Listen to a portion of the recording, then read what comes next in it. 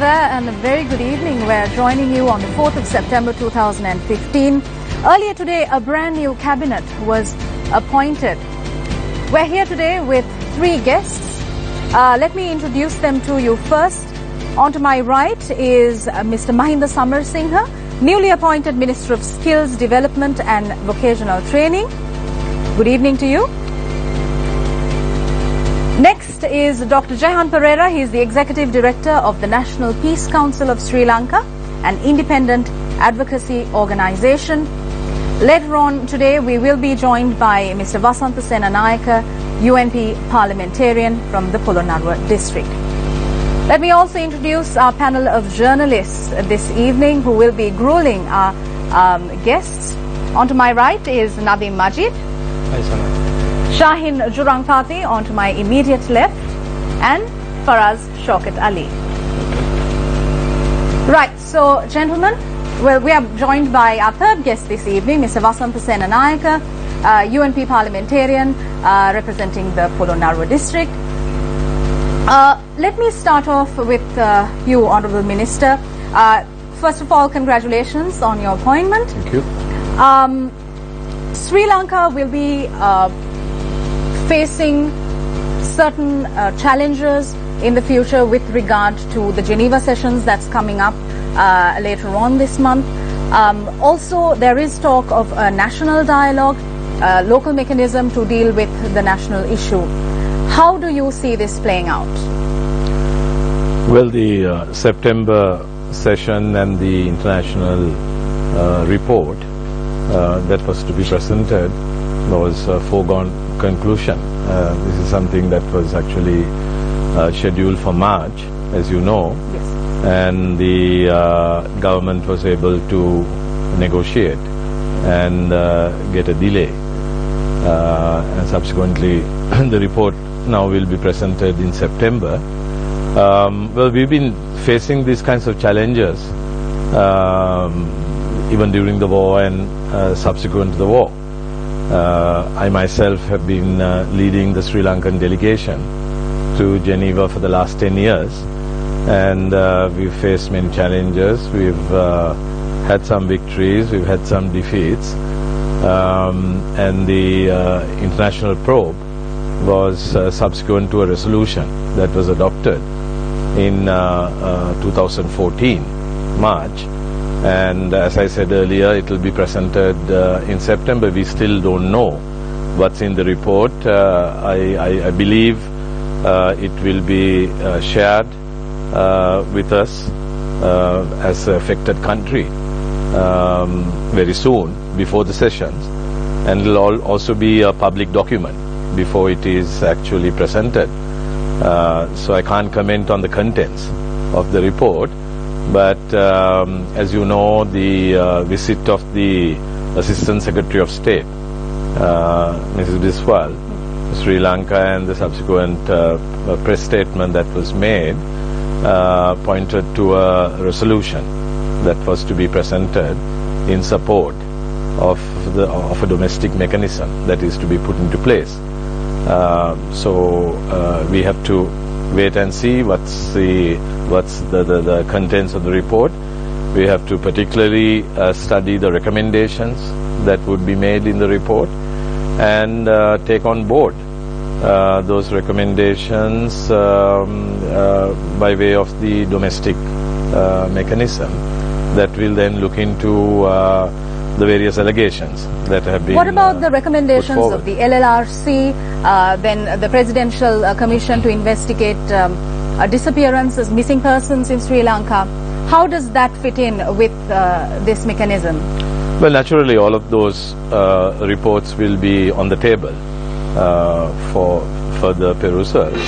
And as far as the LLRC recommendations are concerned, there was an action plan, a time-bound action plan that was put into place during the previous government,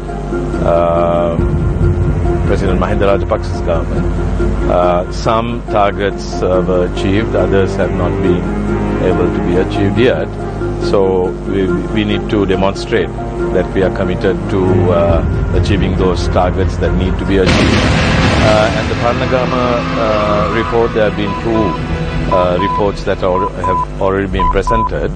I'm sure that His Excellency the President will share those reports with the domestic mechanism.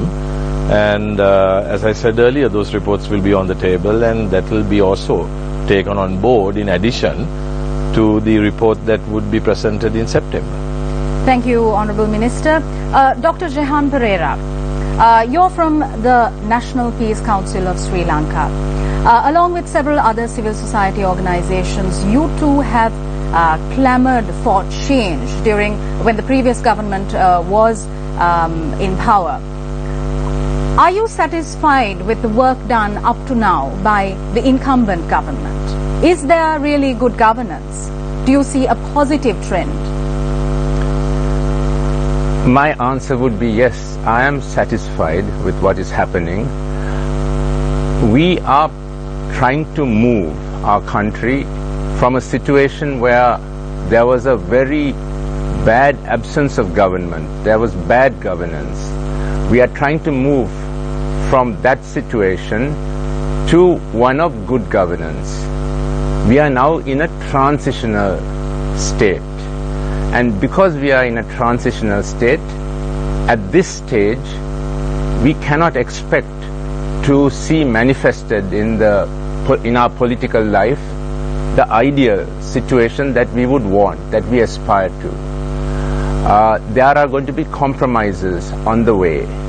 And I would agree that there is a lot of disillusionment at this time among people who expected that with the change of government in January, which was reaffirmed by the people in August, that there would be the good governance that we all yearn for. And that has not happened. For instance, the large cabinet of ministers that the government has felt obliged to come up with, that is not a cause for satisfaction. Also, the appointment of so many defeated MPs, candidates as national list MPs.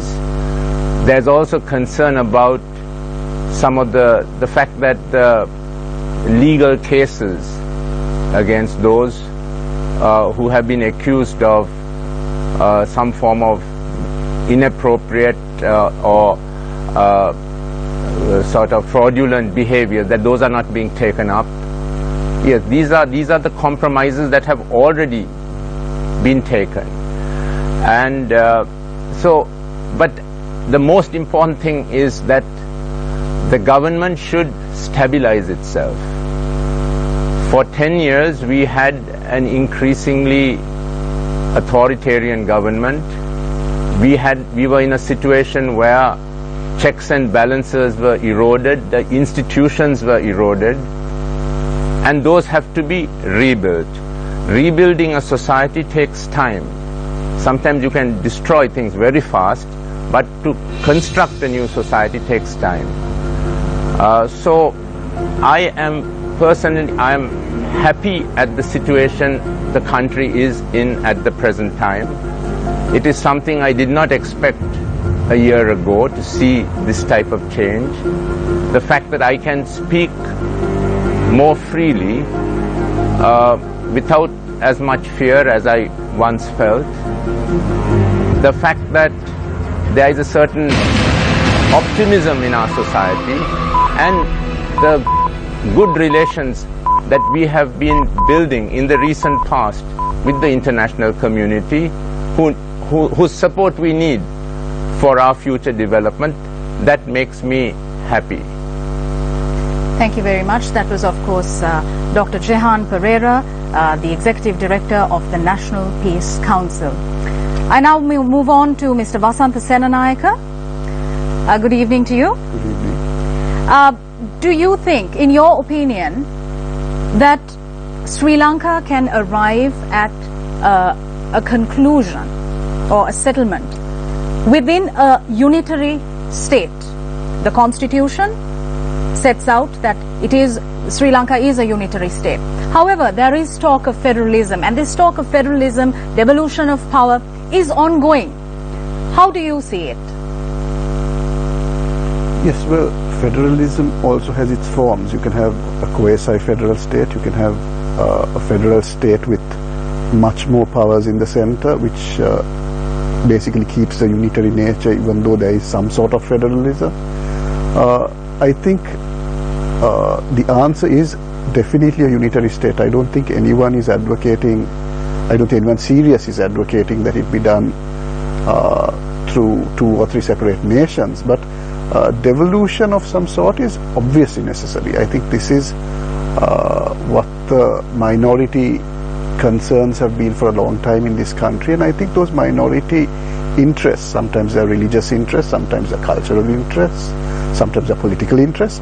I think these interests have to be addressed. I think the only way we can go forward as a nation is if we accept that there's that we live in a diverse society, and there's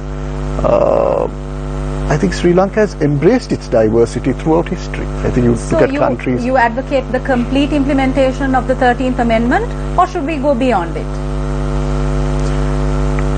I think the implementation of the 13th Amendment itself for now I think would be adequate.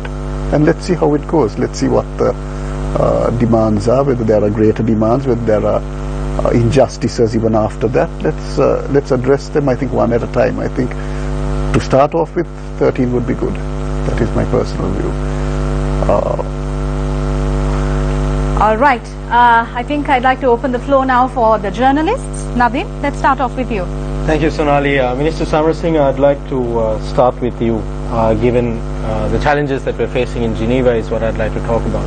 Now, when the U.S. Assistant Secretary of State was in the country and shortly after departure, there's a lot of talk about how there will be a resolution in Geneva in September, but it will be favorable, that it will be positive for Sri Lanka.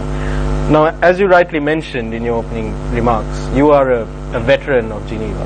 Can you tell me, sir, is there such a thing as a positive resolution? Well, I mean, when you compare a resolution supporting a domestic mechanism as against a resolution calling for an international probe, then it must be positive. So then we've just gone back to 2012. Yeah, 2012, 2013, 2014, all those resolutions, if you look at them, they were not willing to rely on a domestic probe. They felt that, that the institutions that were in place at that time was not independent, and therefore, international. What's the reason for the belief that it is switched now, that there can be an independent probe? Well, I think since January 8th, there has been quite a number of steps that have been taken in that direction, including the adoption of the 19th Amendment to the Constitution. This new Parliament will have to now put in place the independent commissions. It will have to take legislative steps to give effect to the Freedom of Information Bill that has been embodied in the 19th Amendment. When you look at the judiciary, now you have a Chief Justice who is the most senior judge who has been appointed as the Chief Justice. There is a belief that the institutions can be relied upon to deliver independent judgments and come to independent conclusions. So I think the perception is also important. With President Maithripala Sirisena being elected, there was a new enthusiasm that was shown by the international community. The result was how he was received at the highest levels when he went to the UK. He had an audience with His Majesty. That's true. That's true, Doctor. That's true, Minister. That you get the enthusiasm is very evident. Even the shift in perception among the international community. These are things that are clear to be seen. My question here is though: is there really, in spite of there being a change in perception, has there really been any change in the state of Sri Lanka itself? Well, you know, you can't expect miracles within 8 months, but some positive steps have been taken. I disagree with my friend Jehan that good governance has not been put into place as yet. Okay, maybe not a comprehensive setup being put into place to give effect to good governance, but there have been some very positive steps that have been taken, and as a result you've seen, I was on the argument that, you know, as head of state, the president being received so well by leaders of other countries, including Her Majesty the Queen of Great Britain. I mean, he was there for 30 minutes, one-to-one, talking to her. I think except for President Jayawardena, no other leader has been given that kind of audience with the reception. Queen. Dr. Pereira, I'd like to bring you in in this conversation as well. Do you think that it is possible to establish a credible, impartial and independent domestic mechanism or domestic investigation in Sri Lanka? Well, I think, if you look at Sri Lanka and Sri Lankans and those who have been in public life, there are people, I think, who could be fair-minded, courageous, and come up with a domestic inquiry or domestic investigation that has credibility. I would like to see, however, that the government discusses its domestic mechanism with the people, explain it to the people, especially to the Tamil people. It is very important that the confidence of the Tamil people should be obtained for the mechanism. I just returned from a sort of a discussion of a human rights group where they brought missing people, relations of the missing people, and it was very pathetic to hear what they had to say, how they lost their loved ones during the time of the war, during the end of the war, where they handed their children over, their loved ones over to the military, and they never saw them again. They need answers, and they need to be convinced. Does the judiciary, law enforcement agencies, and especially, for example, the Attorney General's department, the main prosecutor in Sri Lanka, if you will, do these departments, do these institutions have the capability of providing these answers? Well, if the political leadership is given, and if there is no political interference, I believe that the Sri Lankan institutions are strong. If they are not tampered with, we saw how strong the elections department was this time. Why was it strong? Partly because the leading politicians, the rulers, did not interfere with the conduct of the election. I believe that those who join the public service actually do because they want to serve, and if they are provided with the opportunity to do their job with integrity, they will by and large do it. So the question is what type of political leadership will be provided, what type of political environment will be created within which the institutions of state will function. And as the Honorable Minister said, the fact that the government was willing to pass the 19th Amendment, that the President of this country gave leadership to reducing the excessive powers of the presidency which he inherited. It is absolutely remarkable. and it gives confidence that here we have a leadership, a political leadership that is sincere about changing this country. But of course, they being politicians and politics being the art of the possible, we will see compromises on the way. Mr. Senanayake, sorry, Shaheen Faraz, I'll let you guys get in a few questions in just a minute, but I have a quick question for Mr. Senanayake. Mr. Senanayake, you were one of the first Rolling Stones in this Yahapalane movement. I was the first. You were the first. Beg your pardon. Stand corrected. You were the first Rolling Stone in this movement towards Yahapalane. You've been an advocate for reforms in the parliamentary system, in the state structure, specifically with regard to standing orders of parliament, etc., etc.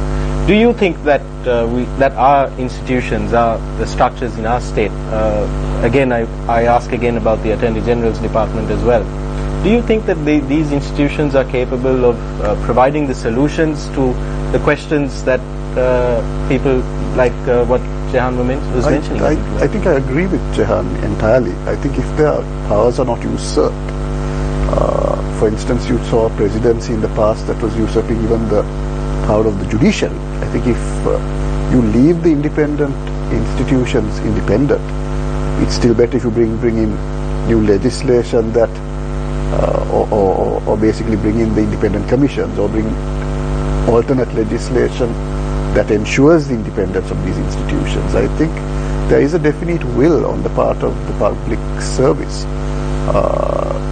to make sure that there is fair play and there's good governance in general. I think what has happened is, I think after 1977 and particularly after the 1978 Constitution, I think more and more powers tended to be taken over by the executive in all sorts of directions.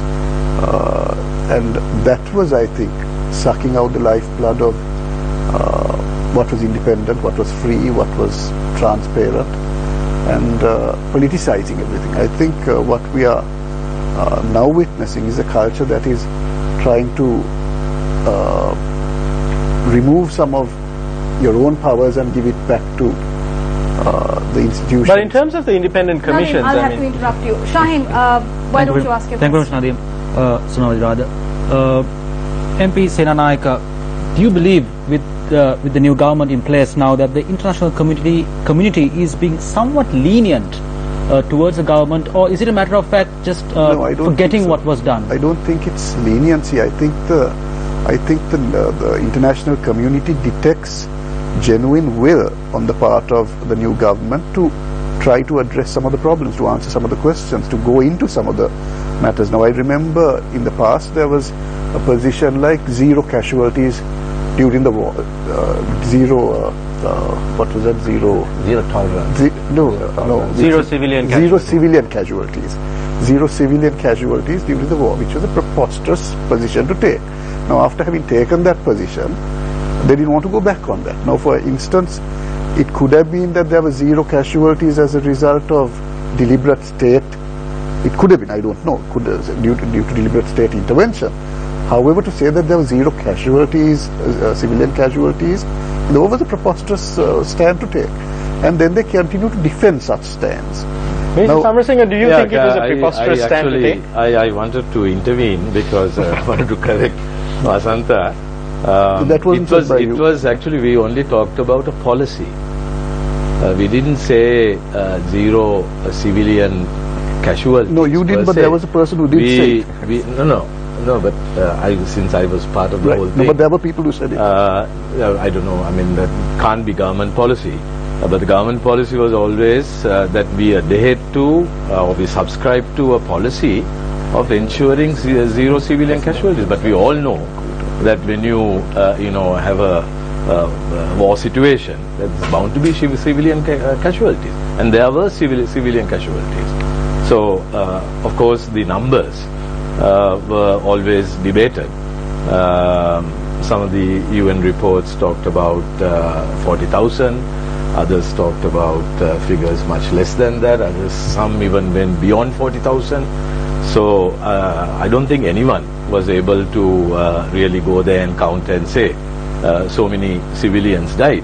but it's incumbent on us to ensure through an independent partial investigation to find out how many civilian casualties incurred, because that is important for reconciliation.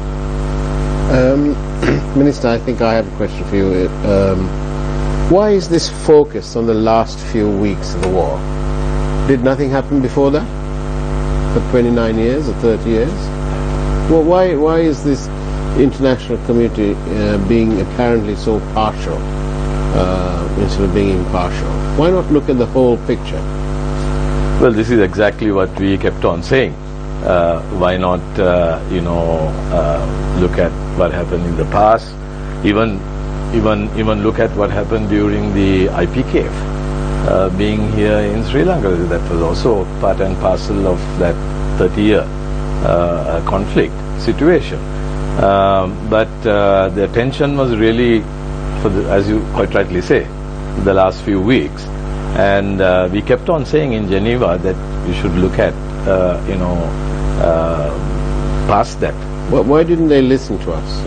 Is that because did you guys not spend enough money on PR? I think there was too much money spent. As a leader of the delegation in 2012, I was flabbergasted to see the numbers of people who arrived in Geneva. I mean, as leader of the delegation, I was not informed as to how many people came, and there were journalists coming, there were civil society people coming, not Jehan, but all kinds of people, and even religious dignitaries came, and I think that was a waste, really, and that may have even boomerang. And where does this figure of 40,000 come from? Well, I think it was Gordon Weiss in his book. So is that substantiated? Who first said 40,000. I mean, he was in no position. Did he pick it up from there? I believe so, because he has not gone to demonstrate how he got that figure of 40,000. But that has stuck. That's the unfortunate thing. Well, that's sort of received wisdom. There is no. But gentlemen, this figure of 40,000. This was also mentioned in the highly controversial Darusman report. It didn't say explicitly that 40,000 civilians died, but it was implied by quoting various other sources, including Mr. Weiss, I suppose. It was Weiss actually. But now, is this going to be? Will the Darusman report, for example, be the standard? But for this upcoming report, which will include the views of Ms. Azma Jahangir, Mati Atasari, and I forget the name of the third member of this committee. No, I hope not, because the Darusman report, in our opinion, and I say it even now, was a biased report. It was subjective. They didn't have access. Access was not given to them to come to Sri Lanka and engage with the various actors to find out what really happened. They entertained, sitting in New York, various, petitions and stories. And that was collected and put into the report. This is actually an open question. Now, we saw back in the day for the Darusman Commission and other subsequent commissions were not really welcomed to Sri Lanka. They weren't. They were rather discouraged from coming to Sri Lanka. But now we seem to be seeing a change in attitude, where we are welcoming these delegates, special rapporteurs, etc. to Sri Lanka. Why the shift in attitude? Well, I truly believe that that's a good thing, because we should have received very many more special rapporteurs who are wanting to come to Sri Lanka right throughout. Did you communicate this to the authorities at the time? We picked and chose, actually. I didn't have control to take the decisions. It was the Foreign Ministry that took the decisions, and they picked and chose those who were going to be invited and those who were going to be put on the back burner, so to speak. So you're saying the Minister of External Affairs? The important ones were never brought. Was it the Minister of External Affairs, Professor Peers? Well, I mean, let's say the Foreign Ministry, I don't know how that setup works, but I suppose political leadership also has to be given when these decisions are taken. So really the ministers should take the responsibility, but it was unfortunate that some of these key people who wanted to come were not brought to Sri Lanka and given access. The Darusman committee, we were always against the way they were sourced. For example, Darusman himself, I have dealt with him personally, because when I was Minister for Disaster Management and Human Rights, he was one of the team that was brought to Sri Lanka, and we labeled them as eminent persons, group of eminent persons who look into 19 cases of serious cases of human rights violations. And I saw the way he worked. He was very biased. He was very subjective. And finally we saw him being sourced through the High Commissioner for Human Rights Office, and we were surprised that a person like that was chosen to head this committee, and this is why there was no confidence in the Darusman committee, and that is why they were not given access. Thank you very much, Minister Samarasinghe. And on that note, we're going for a short commercial break. You're watching Face the Nation. We'll be right back.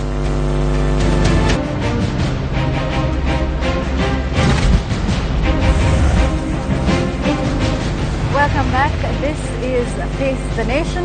We're in conversation with three eminent personalities. Mr. Mahinda Samarasinghe, newly appointed Minister of Skills Development and Vocational Training. Dr. Jehan Pereira, Executive Director of the National Peace Council, and UNP parliamentarian Mr. Vasantha Senanayake. Faraz Shaukat Ali. Yes, Dr. Pereira, what did the Sri Lankan army do wrong that warrants this UN investigation? Well, I guess it was not so much the Sri Lankan army as the government policy. Government policy was that the war should be fought without the media being permitted in. Therefore, it was possible for those outside to imagine the worst. That is one reason. The second problem arose actually after the war was ended. I think the reason there is so much focus on the last phase of the war is the question of what happened after people had surrendered. It is not so much the battlefield situation. I think foreign governments, any government that has fought a war, realizes what happens in a war during the fighting. And I think the Sri Lankan army can defend itself.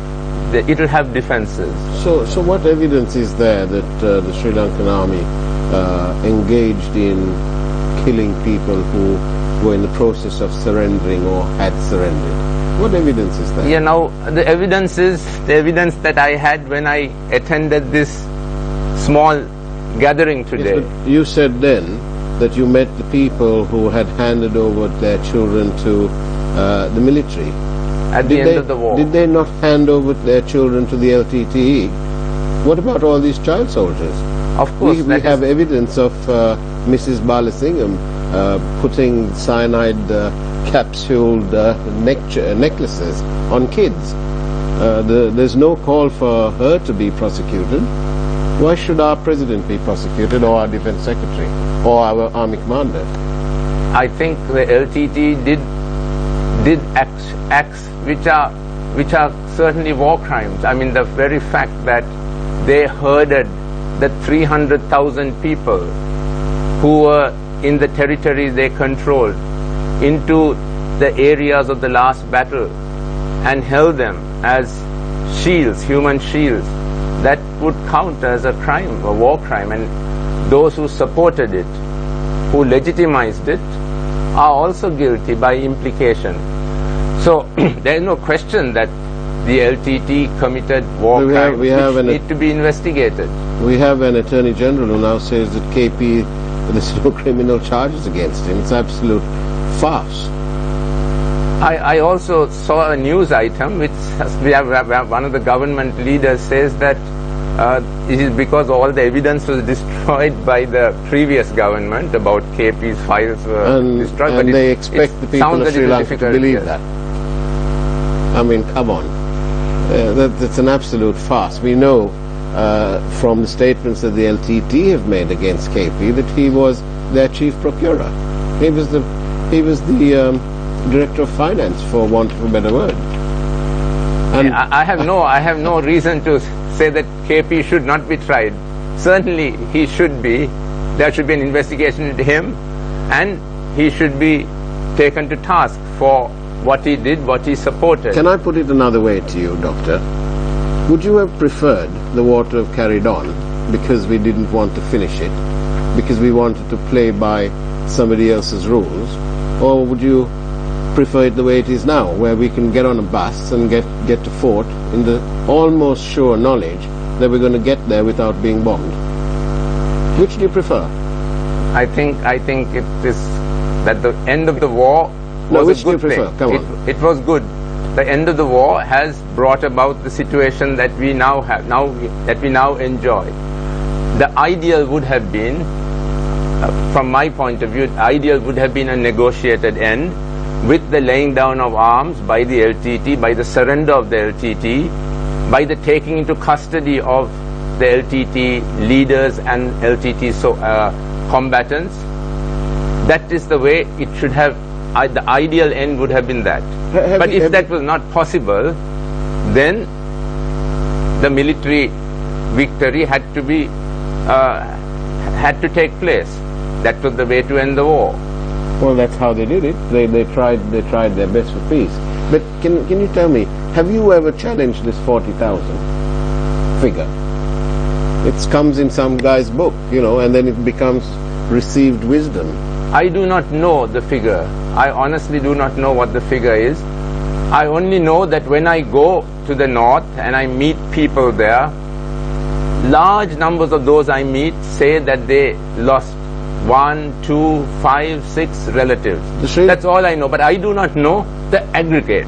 And that's why we do need an investigator, a group, a credible group, to look into that issue. Well, the Sri Lankan Department of Census carried out a census in the north and in the rest of the country. They came up with a figure of 7,300 odd people who they couldn't account for. Everybody else, they had list of ID numbers and so on, and they verified that these were not doubles, because some people claimed to be X, but when they were actually A or B or C. So when you took all those out, and then you also have this thing about all these people who left Sri Lanka not through Bandaranaike Airport or Colombo Port. They left in the so-called traditional methods. So all these people have ended up in the West. Has somebody actually sat down and said to all these other countries, how many guys have you got here? And are they genuinely who they say they are? It sounds very lopsided to me, Doctor. Yes, I think our government in the past tried to get those figures of those who had left the country and didn't get the cooperation of, or it was not possible for them to get the figures from the foreign governments. But I think I agree with you that the figure we need to know what the true figure is. Now it's 7,000 that the Census Department came up with. Of course, it came up with those figures at a time when we had a government whose figures with regard to the economy, with regard to the central bank, with regard to the growth rate, are all in question today. So I think there is a need for a fresh looking back, and that is what our government now has pledged to do. I think it is very good. I think we need to look forward now. Dr. Pereira, how can you as a civil society organization contribute to finding a peaceful settlement or helping out with this issue that we have at hand? The National Peace Council as a civil society organization, how can you contribute to this process without depending on, say, the government solely? Well, we as a civil society group, we can help to create public awareness about certain things, help people from different communities to understand how the other thinks, to bring groups of people together. But we cannot do what the government can do. The government is the institution in our country which has the power to decide, to change the laws, to provide resources on a huge scale necessary to reconstruct and rebuild lives. So what we would like to see is a government that does not discriminate. In the first place, it must not discriminate against people. And I think our President and our Prime Minister have said repeatedly that this is a multi-ethnic and multi-religious country. And it is because of the confidence they gave those from the ethnic and religious minorities that they voted fully for them, wholeheartedly for them, and have high expectations. So, and we take credit for that because we, civil society in part, kept alive through the bad years the discourse that this was a plural society, that this is a plural society, that this is a multi-ethnic and multi-religious society. We must get the mental framework correct regarding the reality in our country, and then I believe other things will follow. Shaheen? Minister Samar Singh, this is actually a two-part question I'm posing to you. You are a prominent member of the previous government. So would you say that the government at the time handled the initial stages of the post-war period a bit too shabbily? My second part, and what the government is doing now, are they actually correcting what the government did not do at the time, or what we are facing right now?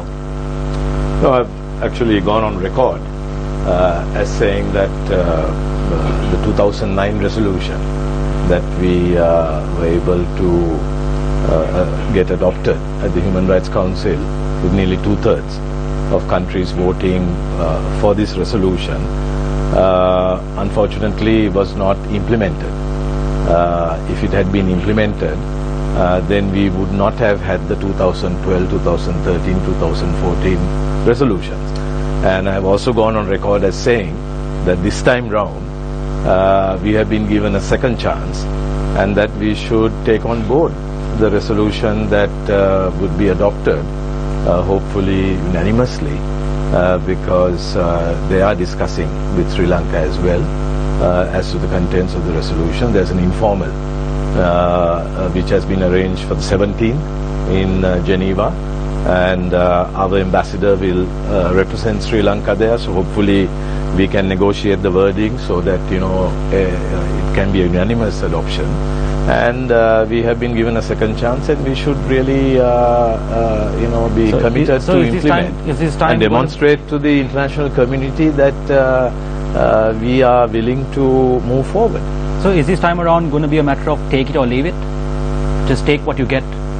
Well, I mean, as I said, I don't know the contents yet. We'll see on the 17th what the initial draft looks like. And what happens is that all those who are interested come to the informal and they put forward their viewpoints on the contents of the draft. And then, there's negotiations, and a final draft resolution is put together. And that is when we can really comment as to where we stand as far as the resolution is concerned. But I truly believe that this is a second chance that has been given to us, and that we must fully utilize this opportunity. Minister Samar Singh, Mr. Vasant Senanayake said a short while ago that for the moment the full implementation of the 13th Amendment, or the implementation of the 13th Amendment would be adequate, and then we deal with each problem as it crops up. We deal with problems as they crop up. Do you think that the 13th Amendment should be implemented in full? Well, I was actually one of those who contested the first provincial council way back in 1988, and I was a minister in that first board of ministers. And I'm proud to say that I was the first person to bring a statute from a provincial council. I was the first person to publish a gazette from a provincial council.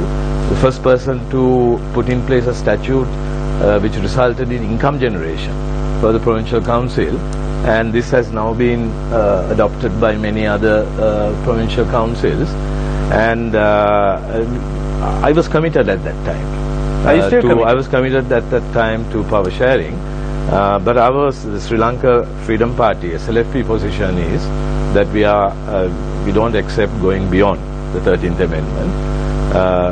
we must implement the 13th Amendment, except for these two grey areas. That needs to be police powers and land powers. Land powers, I think, to a large extent, we are moving forward on that, and we can move further on the land power issue. Police powers is the contentious area that needs to be discussed, and hopefully when the constitutional amendments to the new constitution or the new constitution is presented to Parliament, we would be able to use that platform to negotiate. Mr. Senanayake, where do you stand on the issue of police powers and land powers in 13th? Well, again, I think on that issue, I think I agree largely with the Minister that I think land powers, I think, is not a serious issue, but I think police powers need to be thought of, and where you can sort of exert some sort of control through the centre on the police, I think you'll have to. But the 13th Amendment establishes the National Police Commission, which does sort of oversee the provincial police departments. Yes, and if there is... So is that oversight insufficient, or should we have... If there is a need to exert greater influence, perhaps, then that ought to be looked into. But I think one ought to be a little cautious before granting police powers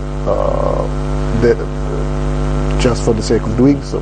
Will decentralizing the police... Can I just come in on just one important thing?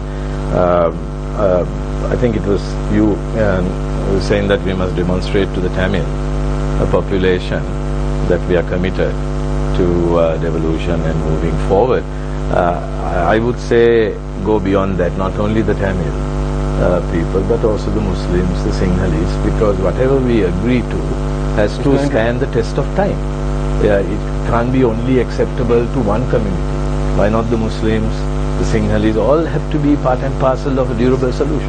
And if I may add to that, I think the Muslims in certain areas, they are a minority in certain Tamil areas, where there's sometimes a minority in a minority community.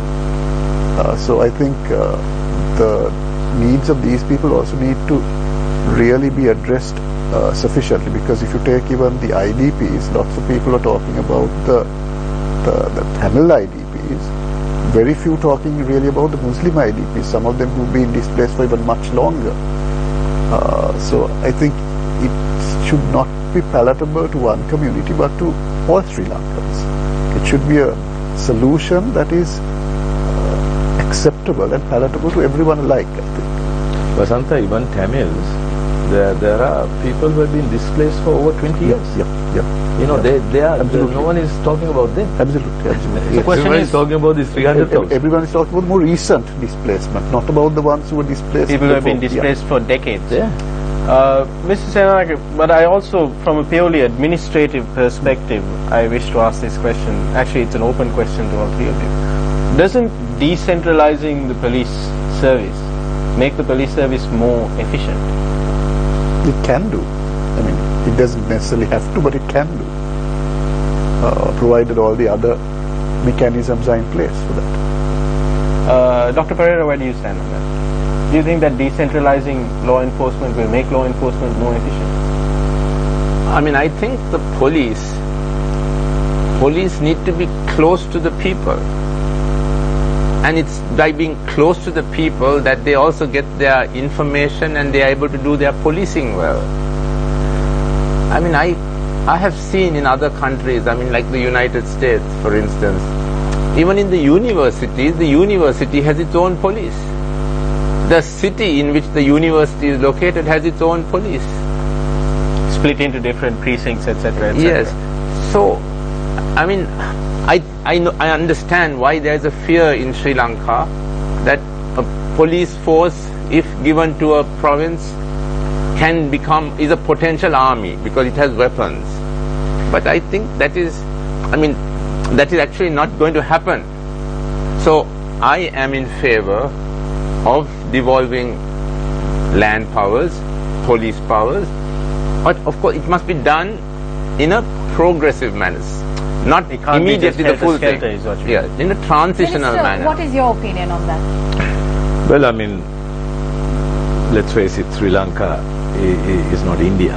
You know, we are a small country geographically, and we can't superimpose what is there in India to a situation here in Sri Lanka.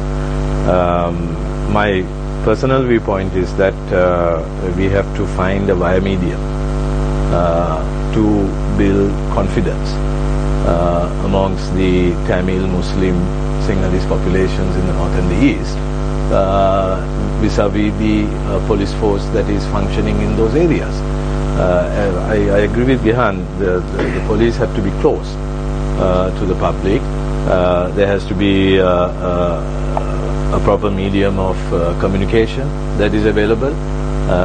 You know, Tamils don't want to speak in Sinhala when they go to a police station in the north. So we need to have people who are proficient in the Tamil language, preferably locally recruited. But I personally feel that it should be at the center. The control should be at the center. Maybe we can look at some other models like community policing, for example, that is available in other countries. This has been discussed before, but as I said, Parliament would be the correct forum for this, and if a new constitution is being brought in, then that could be an ideal time where, you know, a meeting of minds can take place and we can see how we can arrive at some sort of consensus. Dr. Pereira, doesn't it bother you that giving these police powers, for example, without those powers we had a situation that lasted 30 odd years. Now if we arm them or we provide it officially, doesn't it bother you that it may go the other way, that it will become a de facto army? Well, I mean, the militancy, Tamil militancy, terrorism arose because of a sense of unfulfilled aspiration, grievances, discrimination faced by the Tamils. If we ensure that that situation is not there, then there won't be any need, and the people will not support a group that wants to take to arms, or police that thinks that it can now use its arms against the state. The people will not support it. It is clear that Tamil people today will definitely not support at this time. Of course, we are concerned about the future when this generation has forgotten what they went through and a future generation decides to take to arms. But I think in that period, we must transform our country and become something totally different from what we are now. Well, my concern is it's not the next generation that will forget, that it's this living generation now that they've forgotten already. They're almost myopic. They've almost forgotten the trauma of this war. And I disagree, because at the election, the general elections, that those Tamil parties that tried to be a little nationalistic, they didn't do well. Quite, that's true. Gentlemen, all three of you took the stand that Sri Lanka is capable of establishing a domestic mechanism when there is no interference when there is no political interference in these institutions of law enforcement and the judiciary institutions as well, when there is no usurpation. Now, the 19th Amendment proposed the establishment of a constitutional council precisely to counter such political interference. Where is the Constitutional Council? Is it still the same nominees that we heard of shortly before the last Parliament was dissolved? Are we going to have a new nominee? With the Parliament being dissolved, that is out. The new Parliament will have to entertain new names and set it up soon. I How hope much of a it's done priority during is the course this of for this the month. 8th Parliament of Sri Lanka? The establishment of the Constitutional Council. Mr. Senanayake, do you think that this issue is getting, that the appointment of the Constitutional Council is being prioritized enough? I think it will be treated as a priority for the simple reason that this government particularly realizes the importance of being recognized internationally and being part of the international community. I think this government particularly does not want to be a pariah state like the previous government was. I think so they will make every effort, I think, to make sure all acts on their part are shown to the international community as positive and as trying to achieve some sort of consensus in this country which is fair for all its people. So I think I don't know. I think we will. The real answer is I don't know. We'll have to all wait and see. But I believe that it will be a priority.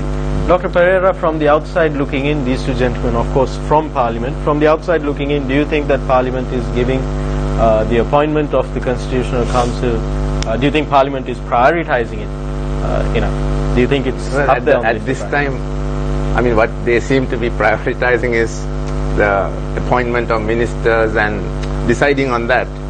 But I think, I mean, given the President's dedication to passing that 19th Amendment, and the Constitutional Council is a very important part of it, and I believe the Prime Minister wants to set up a government of systems, and the 19th Amendment is about setting up systems, independent systems.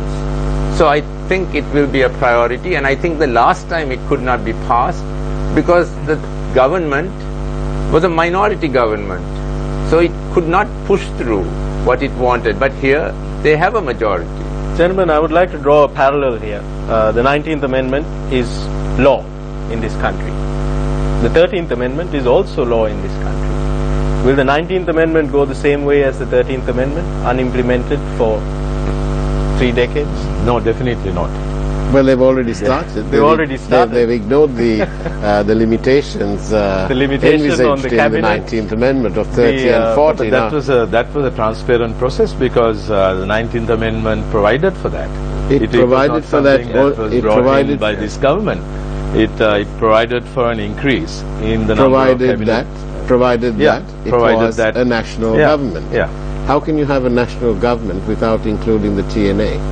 Well, I mean, TNA has gone on record as saying that they don't want to be a part of... Therefore, it follows you can't have a national government. It has to be a coalition government, and therefore you must stick to the 19th Amendment. Ideally, I agree with you. A national government should consist of all parties. Yes. All parties. But then if there are parties that are not willing to be a part of the national government... Then we have to go back to... Maybe a better word would have been a coalition government. Indeed. A coalition government stuck with the 13th. I think what would be interesting is, your point was very interesting. I think what would be very good for everybody is to actually have a definition of what this national government is, and if we could really have a clear definition of what this means, whether it means all parties in Parliament, majority of parties in Parliament. It's almost a pity that our President... Shouldn't Parliament put this to the Supreme Court for an interpretation? There is a definition. In the 19th Amendment.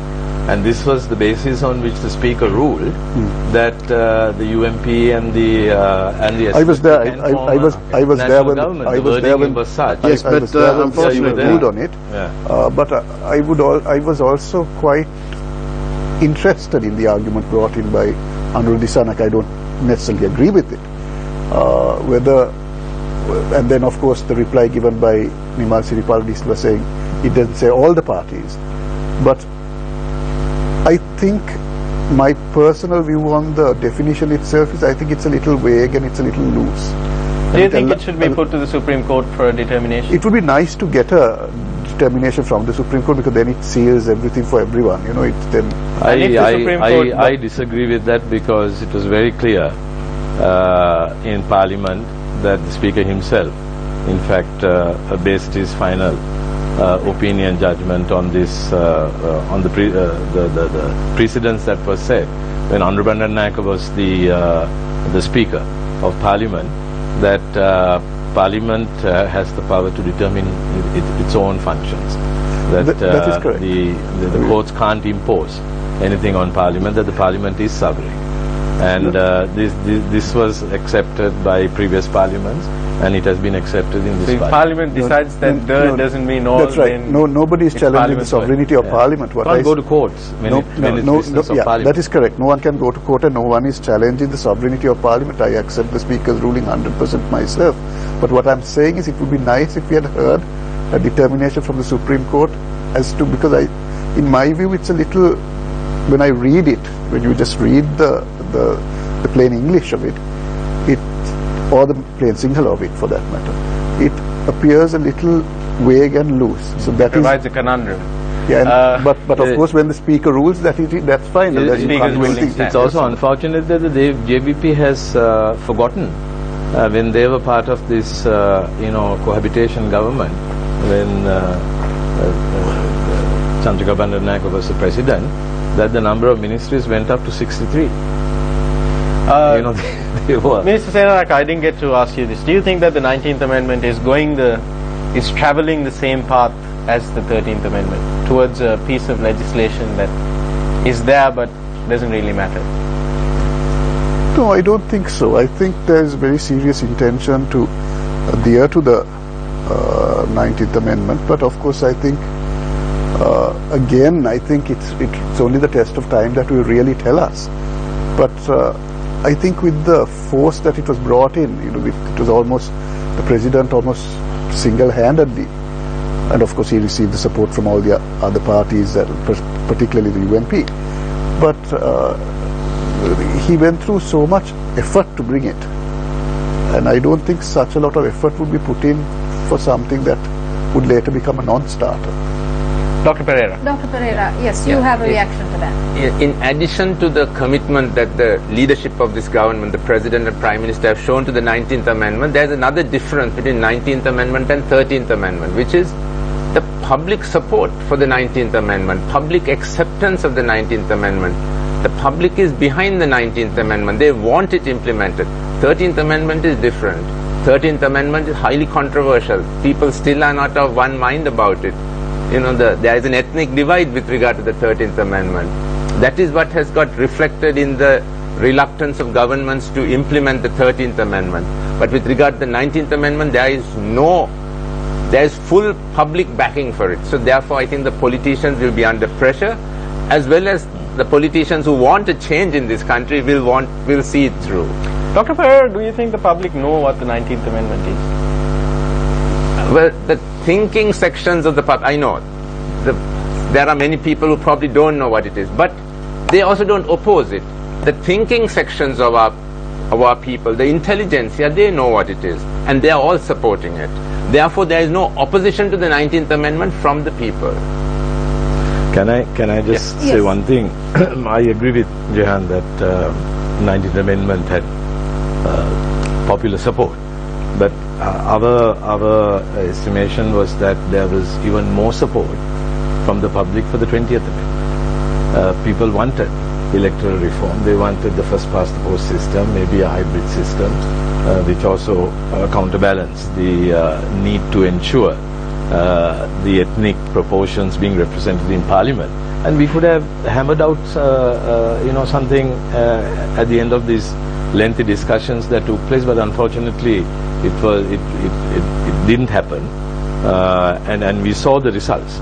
We saw for example myself, how I was defeated in Kaltara district. There was a concerted campaign house to house asking people not to vote for me, saying that I would support Prime Minister Ranil Wickremesinghe to become the Prime Minister in the new Parliament.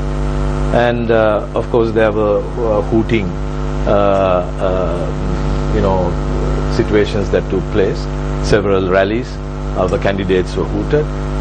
This was all obvious, and as a result some very popular political personalities lost, and the President saw this, and President redressed by appointing some of us on the national list. And I want to take this opportunity of thanking the President for doing Mr. Senanayake, do you think that electoral compulsions were in the end the death of the 20th Amendment? What do you mean electoral compulsions? The need to go in for an election as soon as possible to maintain momentum.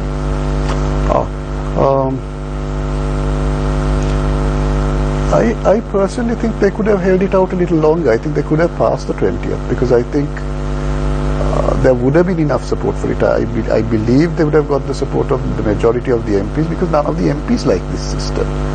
It costs us a fortune to contest under this system. We are just spending money, we are going around the district when we can do it in an electorate. It's just a huge waste of money, and we are competing with so many other people from our own party. which is nonsensical. Now, the minister said how he was hooted at and how people went on a house-to-house campaign. Well, they did that to me as well, although it was for different reasons. They called me a newcomer in a new district and that I will go back to Colombo and never be cited and all sorts of nonsense like that. But even at my level, but I still came first. But that was because I was able to combat that situation. Not everyone is equally able to combat situations like that when there are concerted orchestrations to oust them. But I am very glad that the minister is back at least. But but I must say that I do not really endorse the national list to be used to bring in everybody. Gentlemen, I think we should take this conversation, this discourse in a different direction. The issue of missing journalist Pragith Eknaligoda, Lasantha Wickrematunge, then Wasim Tajuddin, these are issues that have resurfaced. Mr. Minister, do you think that the new government will be successful as opposed to the previous government that was not able to find a proper solution to these issues? Well, we must do it. We must do it because this is hanging over us. Every time I've been to Geneva, whether it is the Universal Periodic Review discussion or the Human Rights Council regular sessions, or even the IPU, the Interparliamentary Union sessions, these things are just thrown at us, and we have not been able to answer back because there have been shortcomings on our part. Now, one good thing is in the last 8 months we have seen some steps being taken to arrest certain individuals. Joseph Pararajasingam's case, Ravi Raj's case, there have been people who have been taken into custody. The 5 Trincomalee students who were just ruthlessly killed. There have been some steps being taken, positive steps, but certainly the Lasantha's case, Eknaligoda's case, we have to get to the bottom of it because this is hanging over us and it's a black mark on us. Mr. Senanayake, do you think that, again I come back to this issue of law enforcement agencies being capable of investigating this, because we've seen in the past several questionable incidents involving law enforcement, involving the death of prisoners in custody, especially these prisoners who lobbed grenades at the arresting officers while escorting them to show them an arms cache. So given that this is the kind of story that we hear it's not uncommon, quite commonly from law enforcement, do you think that law enforcement alone, without some political push, is capable of carrying out these investigations? I think when you set a precedent and when you also show them that previous incidents are going to be looked into and followed up, particularly the death of journalists like Lasantha, for example, the bombing of Sirasa maybe, or the grenade throwing rather. That sort of incident is looked into and a proper investigation is done, even in government control situations. And it's not just going to go away with time. And I think there's a genuine effort to follow up. I think then everyone else sets their houses in order and they follow with the same procedure, because when you know you can escape the system, that is when you tend to be lackadaisical and you try to maneuver your way out.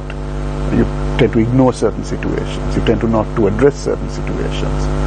However, when you have a foolproof system, like in many countries in the West, you have a foolproof system, you can't escape it. You need to hold yourself accountable. Now, even with the war situation, now take Iraq, for example, and US troops there.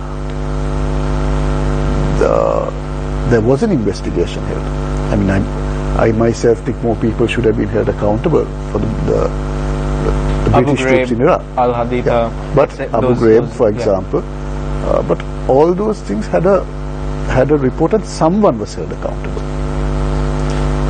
I think in Sri Lanka that is what is really missing. Sometimes you might produce an account, sometimes you may not, sometimes you may choose to answer, sometimes you may not.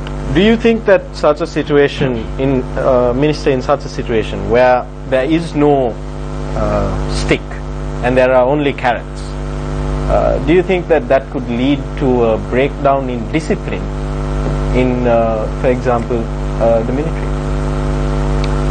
Well, I mean, ours is a professional army, and they, function quite well, I would say. But I go back to what Gehan said. Political leadership is what is important. Shaheen? If there is decisive political leadership being given, then we will see results, and I have every confidence that President Maithripala Sirisena, along with Prime Minister Ranil Wickremesinghe, will give that political leadership. Can I just add to what the Minister said? Yes, about the professional army, I think that is really it. I think Sri Lanka has had a very professional army which has conducted the war in a very professional manner. I think this is why we need to investigate maybe the one or two instances. Every army has its, every army has its, whether it's American, the British, they all have their one or two people who would go berserk. And I think by trying to not investigate the one or two, you try to put that entire professional army's activities into question. I think that's what has been happening, and I think I'm really proud of our army. I think we should all be proud of our army. But I do think there are the one or two cases that need to be investigated in order to maintain the reputation of the army in armed general, forces as a whole. Yeah, I think that's a very valid point. Shaheen? Minister Samarasinghe, this might sound like an obvious question, but then again it should be asked. Why do we have to wait for a new government to come in for an investigation to resurface? Which investigation? Over the past, just before the elections, we saw several cases being resurfaced and being recalled to be investigated. Why do we have to wait for a new government to be but if appointed? my memory is correct, even during the elections there were investigations that were conducted, and Ravi Raja's case, Joseph Rajasingham's case, the arrests took place during the elections. So it's not as if, there was a cabinet in charge. Even during the elections, they were working. And hopefully we will be able to show more results, because that is very important for us to win the confidence of the international community. And the steps that we have taken so far has resulted in a lot of goodwill. And if we take more steps in that direction, we will get very much more support and assistance in the future. But then again, if you just for a second scroll down the news feed of social media, people, because social media is where most of everything happens, they begin to question, before the elections these things happen, but what is happening now? Nothing is happening. So again, people question the credibility of certain institutions. For goodness sake, give us a little bit of time, it's just 1st of September that Parliament, started functioning. Today we have got a new cabinet of ministers, and hopefully in the coming weeks there'll be very much more action. And seeing that Farag, I'll have to interrupt you. Oh, would you? We have to go in for our second commercial break. We'll be back with the closing statements.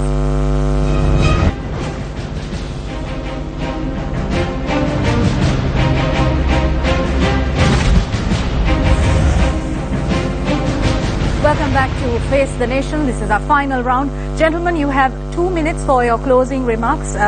Minister Samarasinghe, from human rights, which is your area of expertise, to skills development and vocational training. Is our youth job ready? Your time starts now. Well, way back in 2001, I was the Minister for Labour and Employment. And during that time, I put out a national policy on employment. And one of the groundbreaking decisions that I took was that politicians should not give jobs. That what we need to do is to put in place an enabling environment so that skills are disseminated, and the youth of this country would be able to compete for jobs on their own strength. The depoliticization of every sphere of our life in this country needs to be fast-tracked. We need to put that in place, and this is what I intend doing. I want to beef up the skills development and vocational training area. Not everyone needs to go to university. We need to put in place connections between the private sector and the vocational training and skills development agencies, because in our country the bulk of the jobs are in the private sector, and even in this government it is the private sector that has been identified as the main engine of growth. So we need to have that nexus between universities, other educational institutions, vocational training institutions, and the private sector, so that the skills that are being disseminated would be the skills that are needed to by the private sector for future development of this country. So you do admit that there must be reform in this area? Oh, definitely. Thank you very much, Mr. Minister. I move on to Dr. Jehan Pereira, Executive Director of the National Peace Council. Where do you see this alliance between the UPFA and the United National Party? I think it was a wise decision of these two parties to enter into an alliance because they have complementary strengths. I believe that the UNP is the party that has a vision of modern development, of integrating with the international community, of taking the economy forward, getting in the investment that did not come in the way it should have come in the post-war years. I also believe that the SLFP under the President is able to, has a good feel for the ethos of the Sinhala majority in particular.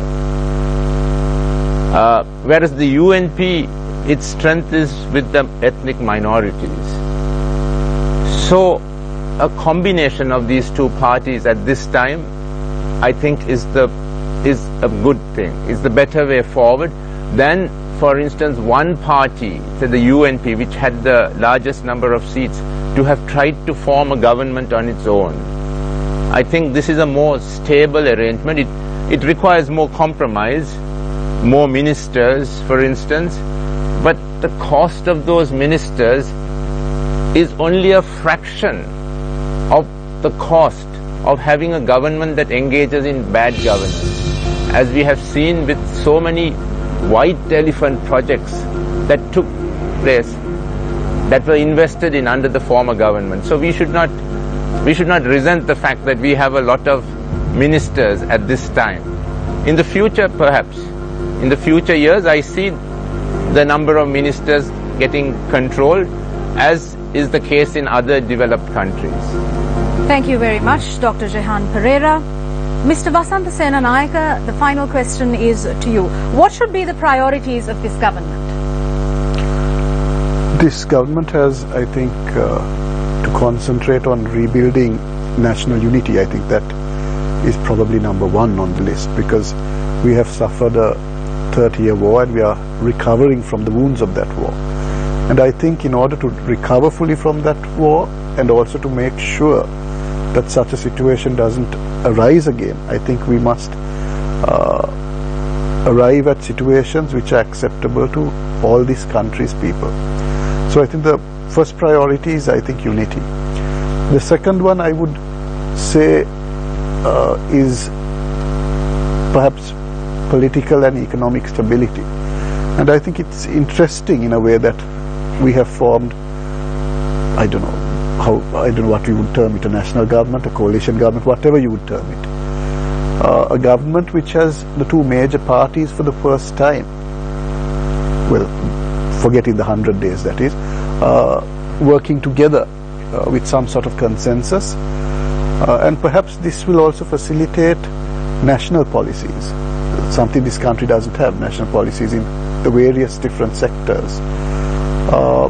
So I think financial stability would obviously be a key issue that this new government also tries to achieve during its time. Also employment, which is becoming a huge problem in this country, needs to be addressed. Lots of social issues. And one of the main social issues that we need to try to combat is intoxicants and drug addiction. I think society is going a different way today, and I think we need to recognize with the modern changes the adverse effects that are also affecting our nation. So I think we have to keep our cultural heritage intact, but also face the modern world with all the modern evils as well, without getting squashed by them. Thank you very much. Of course, with that we draw to a close this edition of Face the Nation. We'd like to thank our guests once again, Mr. Mahinda Samarasinghe, Honourable Minister, Dr. Jehan Perera and Mr. Vasantha Senanayake. That's a wrap from all of us here. Good night.